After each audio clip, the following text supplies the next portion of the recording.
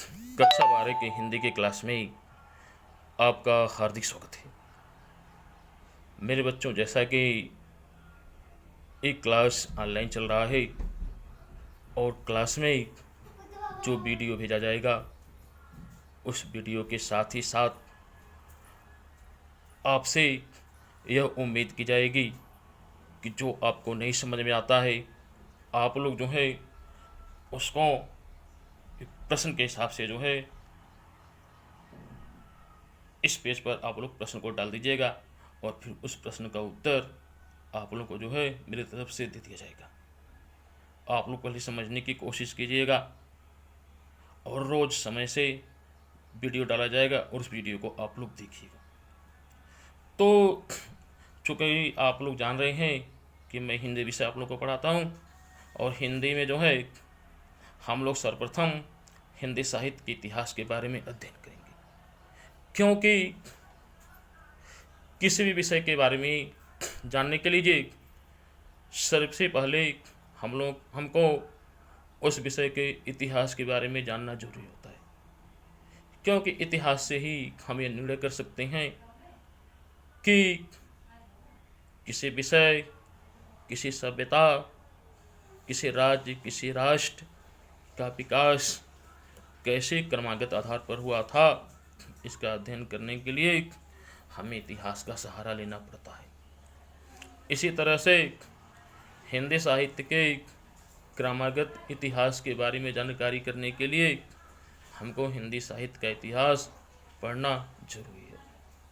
तो आइए सबसे पहले हम लोग जो है ये देखेंगे कि आज हिंदी भाषा, हिंदी कविता, हिंदी गद्य, कहानी, उपन्यास, हिंदी की अन्य जो विधाएँ हैं आज जैसी दिखाई दे रही हैं, प्रारंभ में 21 रूप में थी और इनका विकास किन किन स्तरों पर होता हुआ आज के वर्तमान स्वरूप को प्राप्त हुआ है।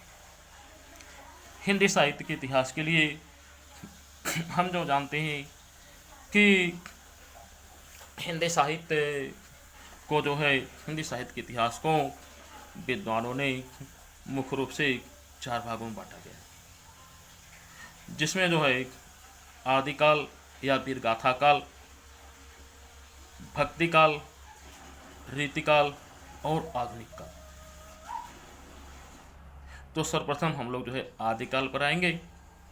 आदिकाल यानी कि जब से हिंदी साहित्य की शुरुआत हुई या जब से हिंदी साहित्य के लक्षण विभिन्न प्रकार की पुस्तकों, पत्र पत्रिकाओं, साहित्य के अन्य स्रोतों में मिलने शुरू हो गई हैं, तब से जो है उसको हम जो है आदिकालिक रूप में जान रहे हैं, क्योंकि आदि यानी कि शुरुआत। तो आदिकाल का शुरुआत जो है विभिन्न विद्वानों ने अपने अपने स्तर से विभिन्न प्रकार के समय को माना है, जिसमें सन 743 से लेकर के सन 1343 के बीच के कार्यकाल को जो है अधिकांश विद्वानों ने हिंदी साहित्य के आदिकाल के रूप में जो है माना है। अब इसमें है कि हिंदी साहित्य का आदिकाल जो है जो 743 से लेकर के 1343 ईस्वी तक चलता है, इस आदिकाल के अतिरिक्त क्या इसके अन्य नाम भी रहे हैं? तो इसमें जो है विद्वानों ने अपनी सुविधा के अनुसार इस काल को भिन्न भिन्न नामों के अनुसार जो है पुकारा है, जिसमें सर्वप्रथम हिंदी साहित्य का इतिहास लिखने वाले प्रमुख व्यक्तियों में श्री जॉर्ज ग्रियर्सन ने हिंदी साहित्य के इतिहास का जो आदिकाल है, आदिकाल को उन्होंने जो है चारण काल के नाम से पुकारा है। इसी तरह से मिश्र बंधुओं ने हिंदी साहित्य के इस आदिकाल का नाम जो है आरंभिक काल दिया है। आचार्य रामचंद्र शुक्ल ने जो है हिंदी साहित्य के इस काल का नाम वीरगाथा काल दिया है। राहुल सांकृत्यायन ने आदिकाल को सिद्ध सामंत युग के नाम से जाना है, जबकि महावीर प्रसाद द्विवेदी ने आदिकाल को बीज बपन काल के नाम से जाना है। इसी तरह से विश्वनाथ प्रसाद मिश्र ने वीरकाल और हजारी प्रसाद द्विवेदी ने आदिकाल नाम दिया है। लेकिन आज के अनेक आधुनिक स्रोतों और अध्ययनों के आधार पर इस काल को विद्वानों ने सर्वार्थिक महत्व जिस नाम से दिया है तो आदिकाल के नाम पर दिया है, क्योंकि हम जानते हैं कि हिंदी साहित्य के इतिहास की शुरुआत, जिसको किसी चीज़ की शुरू करना यानी कि उसका आदि ही माना जाता है। और चूंकि इस काल में हमें हिंदी साहित्य के लक्षण जो है दिखने शुरू हो गई थी, कविताओं में हिंदी भाषा जो है प्रकट होना शुरू हो गई थी, कहानियों, विभिन्न प्रकार के राजाओं द्वारा दिए जाने वाले दान पत्रों, प्रशस्ति पत्रों में भी हिंदी के कुछ न कुछ शब्द जो है उभर कर आना शुरू हो गए थे।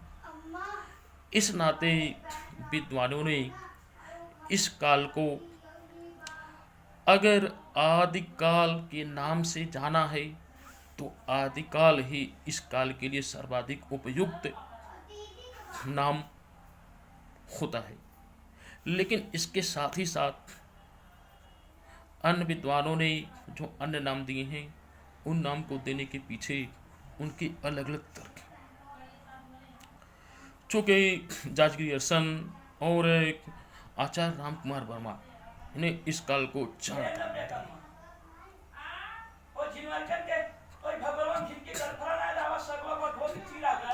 काल जो है, चूँकि चारण काल सर्वाधिक उपयुक्त इस नाते माना गया क्योंकि इस काल में जितने भी साहित्य रचनाएं हुई उन साहित्यों को रचने वाले कवियों को चारण या भाट कहा जाता था। चारण या भाट नाम होने के कारण चूँकि इस काल के सारी की सारी साहित्य रचनाएं इन चारणों और भाटों द्वारा ही की गई थी। इस नाते इस काल का नाम जो है जाजगिरी अरसन और राम कुमार वर्मा जी ने जो है चारण काल रखा। चाहे वो चंद्रप्रदायी रहे हों, जगनिक रहे हों या अन्य कवि रहे हों, उनको उस समय चारण के नाम से जो है जाना जाता था। इसके बाद जो है सबसे महत्वपूर्ण नाम इसमें है वीर गाथा काल, जिसको आचार्य रामचंद्र शुक्ल ने यह नाम दिया। वीर गाथा काल की बात जहाँ तक है तो इस काल में वीरता से संबंधित ग्रंथों का अत्यधिक रचना हुआ,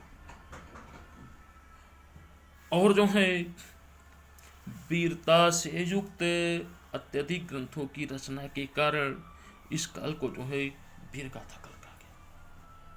क्योंकि इस काल में जो है पूरा देश छोटे छोटे राज्यों में बट गया था, यहाँ तक कि एक गांव जितनी क्षेत्रफल का मालिक भी अपने आप को राजा कहलाना पसंद करता था। बिना उद्देश्य के ही एक राजा दूसरे राजा के ऊपर आक्रमण कर देता था।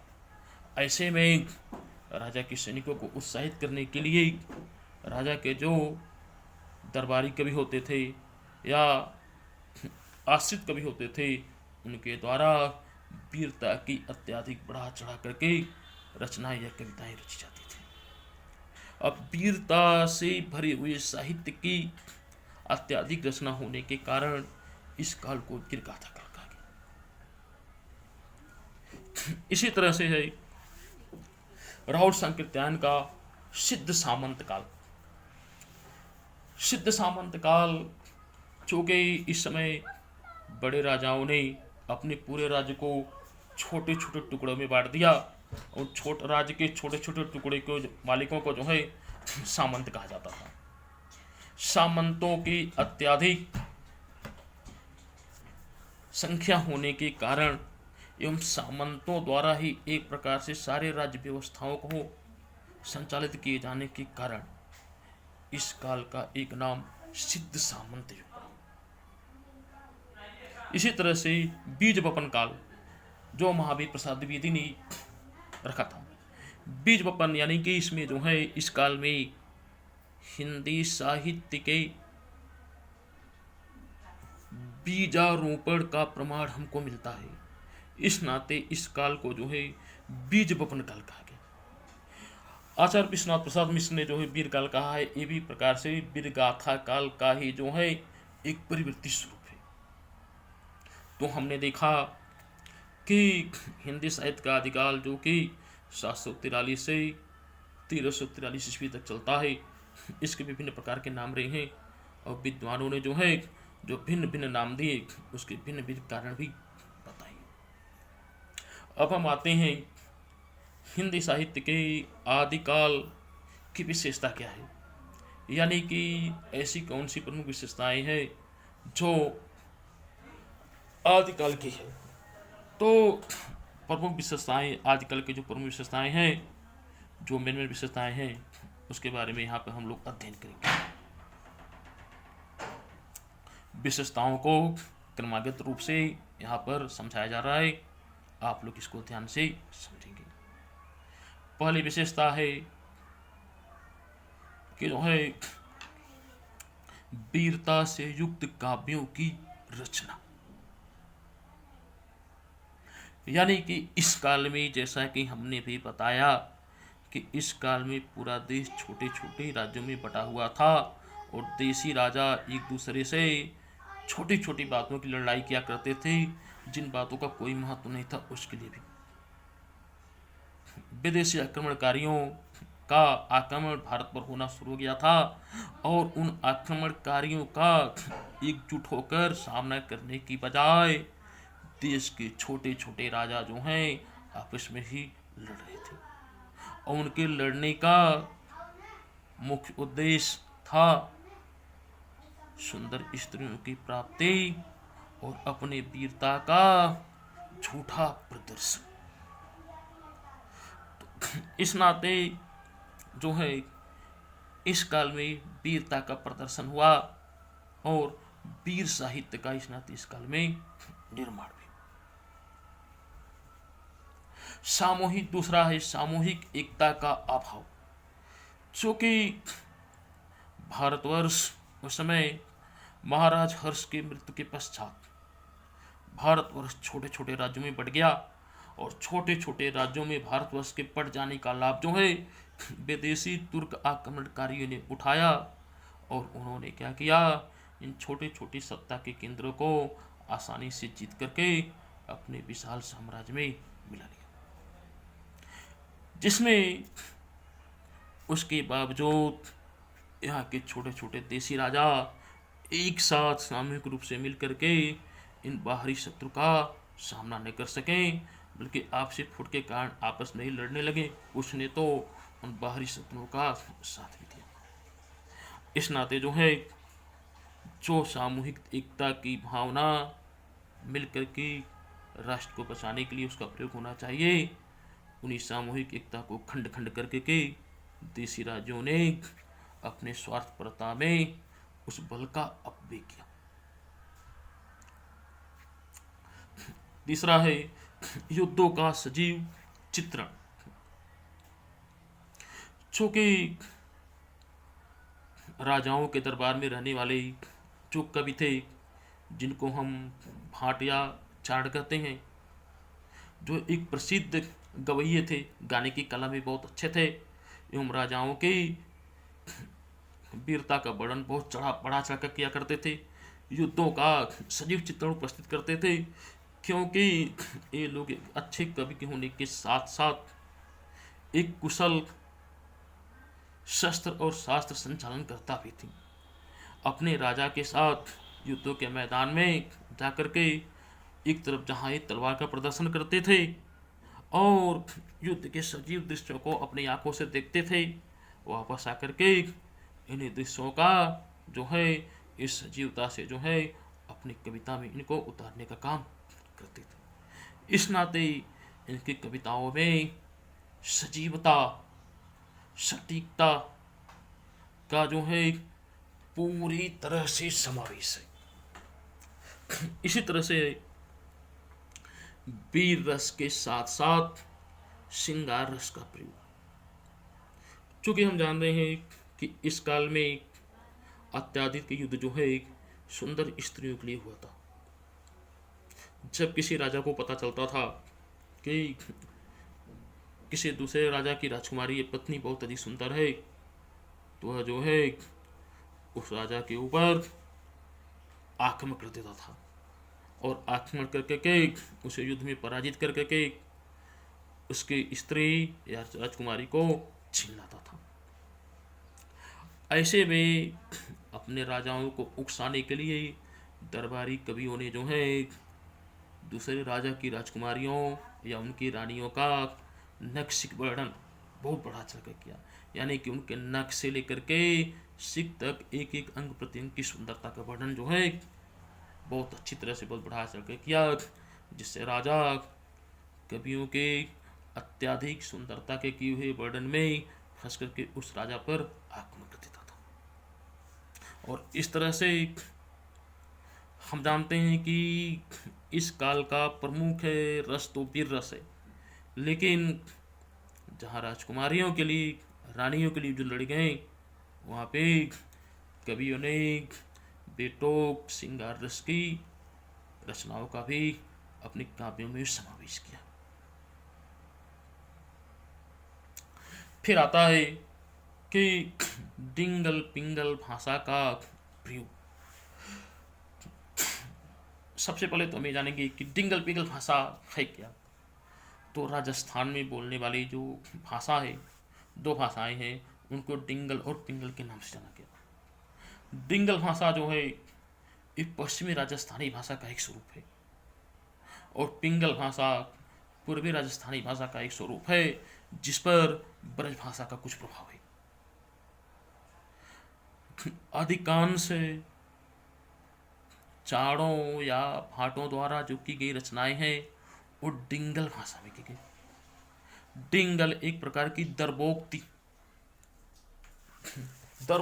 दरपोक्त की भाषा है, यानी कि जिस भाषा के द्वारा कवि या गवैये अपने राजा के वीरता का बहुत बढ़ा चढ़ा करके दर्प या घमंड के साथ वर्णन करता था, वो डिंगल भाषा थी। तो ये हमने आदिकाल या वीर गाथा काल के मोटे तौर पर इसका अध्ययन किया। इसमें जो है और एक पॉइंट और है कि इसमें कविताएं वीर गीतों के रूप में रची जाती थी, यानी कि कविताएं जो है वीर गीतों के रूप में, यानी कविता गेय थी, कविता को गाया जा सकता था। इसके अतिरिक्त भी इस काल में अनेक प्रकार के साहित्यों की रचनाएं हुई, जिनमें नाथ पंथ की या नाथपंथियों के द्वारा रची गई रचनाएं सिद्धों, जैनियों और बौद्धों के द्वारा अपने धर्म से संबंधित रचनाएं भी इसमें आती हैं इसमें। लेकिन हमारी सामान्य हिंदी का मुख्य रूप से जो आदिकाल या फिर गाथा काल का जो सिलेबस हमारे कोर्स में शामिल है वो इस तरह से कवर किया गया है इस पर। और इस पे जो है